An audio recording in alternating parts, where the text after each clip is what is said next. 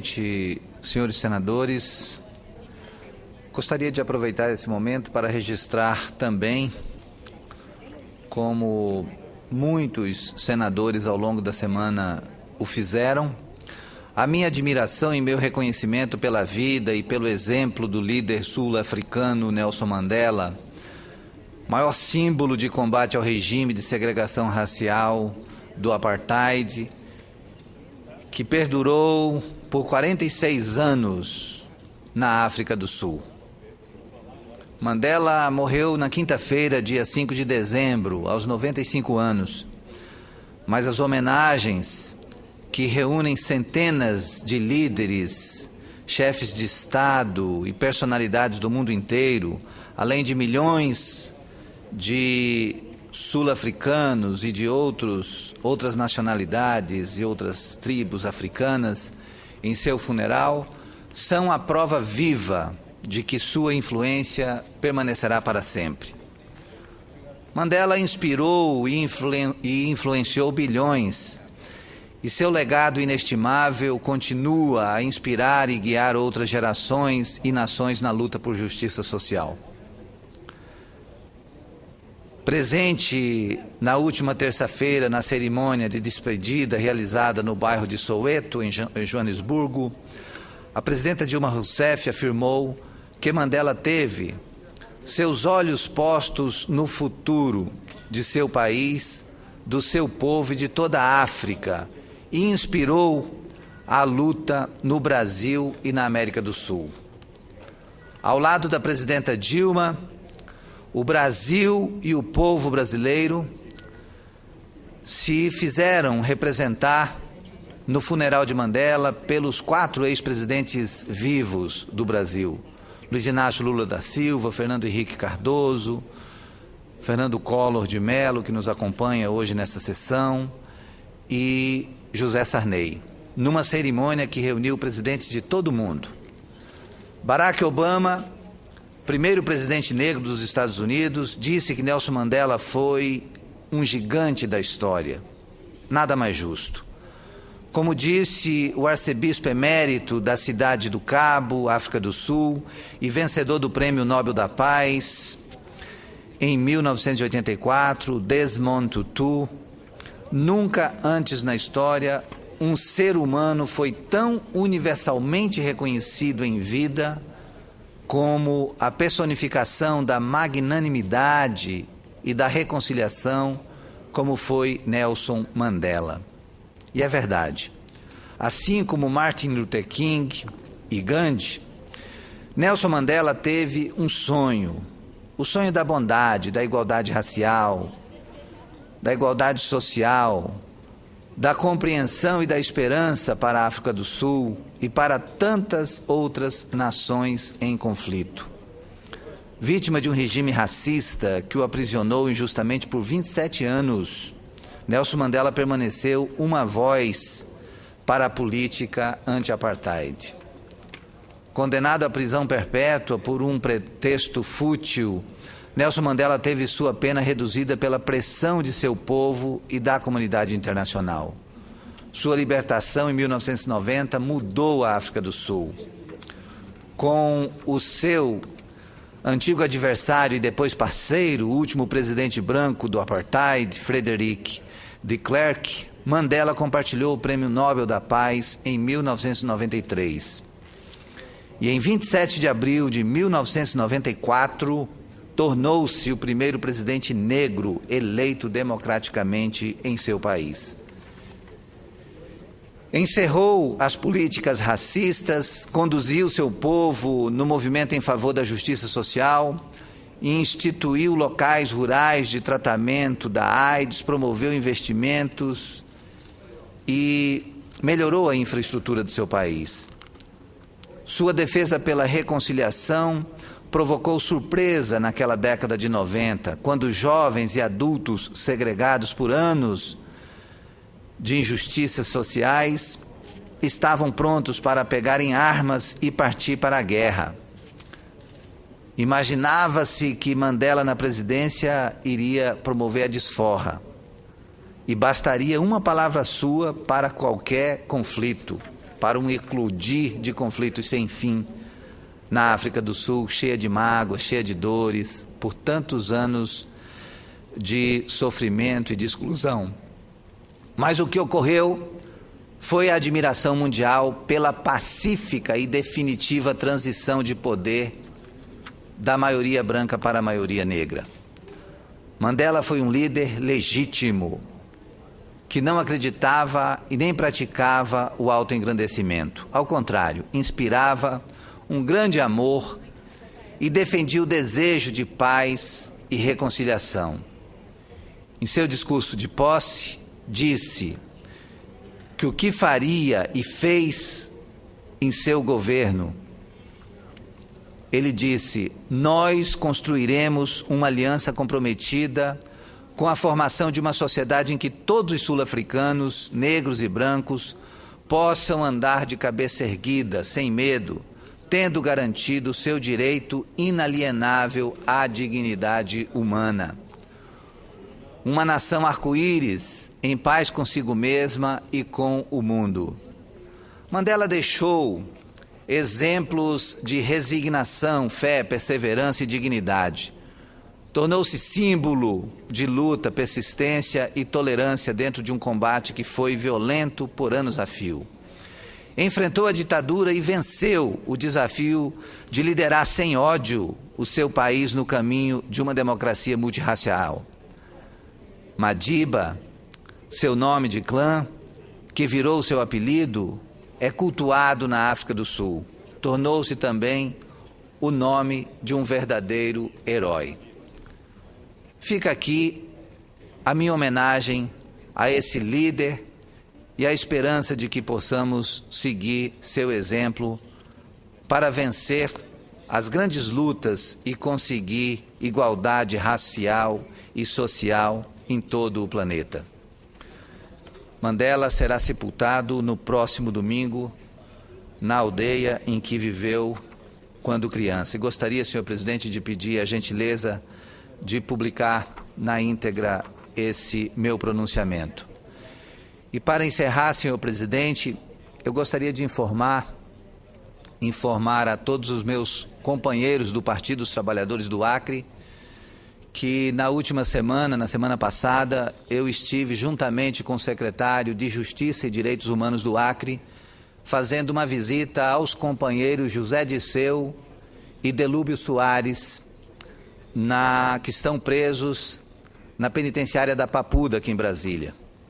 Nós pudemos juntos, eu e o secretário Nilson Mourão, que é também um militante histórico do Partido dos Trabalhadores, juntos nós caminhamos durante anos nesse processo de construção do PT e nós temos um dever de solidariedade, de estarmos juntos com esses companheiros que deram a sua parcela de contribuição e foram pessoas fundamentais para que o Partido dos Trabalhadores crescesse, se tornasse respeitado e chegasse aonde chegou a presidência da República com o presidente Lula durante os seus 8 anos de mandato e depois pudesse também conferir a eleição da presidenta Dilma.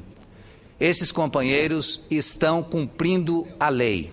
Eles estão presos, pagando por uma pena que lhes foi atribuída. Eles estão cumprindo com a lei. Muito embora as pessoas que deveriam mais cumprir e zelar pela lei não estão fazendo nesse momento. Eles tinham que estar cumprindo nesse momento pena em regime semiaberto, mas não, estão cumprindo em regime fechado, porque o presidente do Supremo Tribunal Federal, que se porta como senhor do tempo e do mundo e acha que pode conduzir as coisas ao seu bel prazer e não de acordo com o que diz a lei, ele, embora a pena seja para que eles cumpram em regime semiaberto, o presidente do Supremo Tribunal Federal, o ministro Joaquim Barbosa, decidiu, por força da sua caneta, que eles cumpririam a pena em regime fechado, mesmo sem os embargos infringentes, embargos declaratórios, terem sido apreciados. Então eu quero dizer que, muito embora os veículos de comunicação fiquem permanentemente dizendo que Zé Disseu e Delúbio Soares estão tendo privilégios na cadeia, não, eles estão cumprindo a pena como qualquer preso nas condições que eles estão. E cumprindo uma pena além daquilo que foi estabelecida no trânsito julgado até aqui das suas ações. Então, eles estão condenados nesse momento a um regime semiaberto, mas cumprindo prisão em regime fechado, há mais de 30 dias.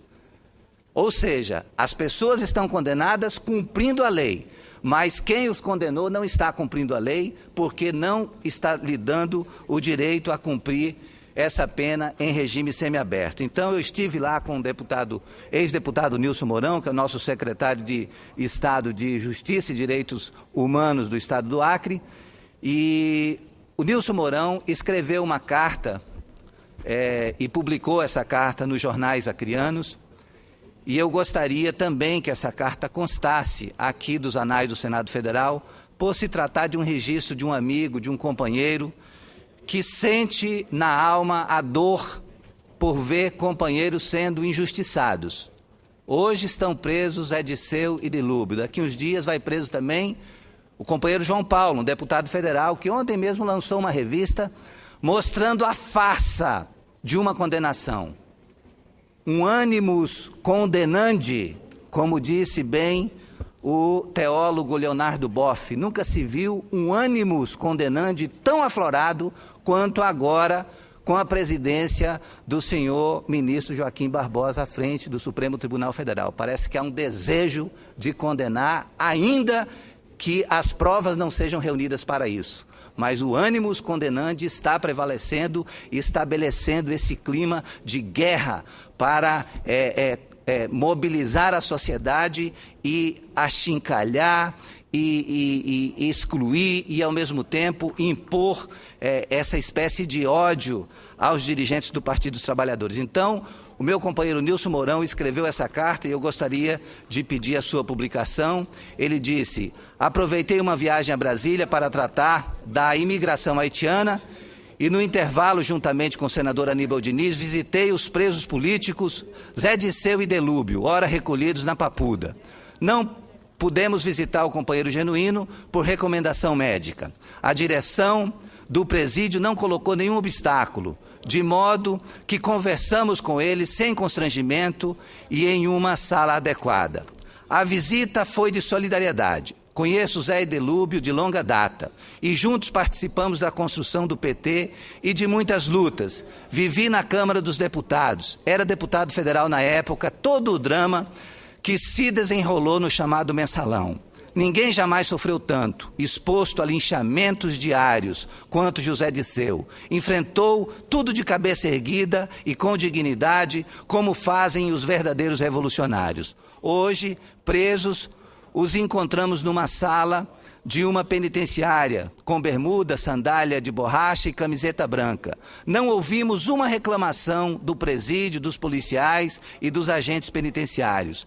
Nos disseram que não pedem e não querem nenhum privilégio. Querem ser tratados como os demais e ver garantidos os direitos dos presos. Perguntei sobre o que faziam durante o dia e a noite e explicaram que está tudo esquematizado. Ginástica, TV, filme, leitura na biblioteca. Nada de alto flagelo. De fato, ninguém aguenta cadeia sem um programa de vida que permita enfrentar com naturalidade a passagem dos dias sem liberdade. Zé já leu 7 livros. Delúbio estava lendo Domenico de Masi, um autor italiano.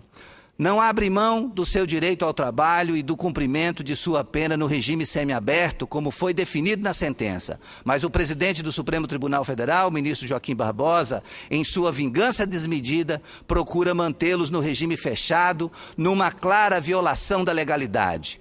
Há quem ache que o Dr. Joaquim pretende castigá-los até o Natal e o Ano Novo, o que é visivelmente uma ilegalidade. Ninguém pode cumprir um dia de pena num regime sem ter sido condenado nele. Zé e Delúbio não foram condenados no regime fechado e já estão nesse regime há mais de 30 dias. Falamos sobre política nacional e sobre o Acre. Fiquei impressionado com sua lucidez, suas lembranças e suas análises. Curiosamente, mesmo nessa situação de prisão, suas ideias estão se confirmando na prática. Os seus ideais estão se confirmando.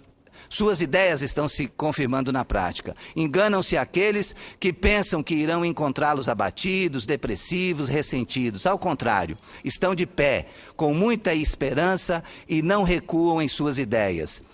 É claro que, para alguém que está privado de liberdade, sentem o sofrimento e a dor, mas são capazes de transformá-los em motivos de luta e alimentar ainda mais seus sonhos e utopias. Muitos já disseram que certas pessoas, quando presas, amadurecem ainda mais.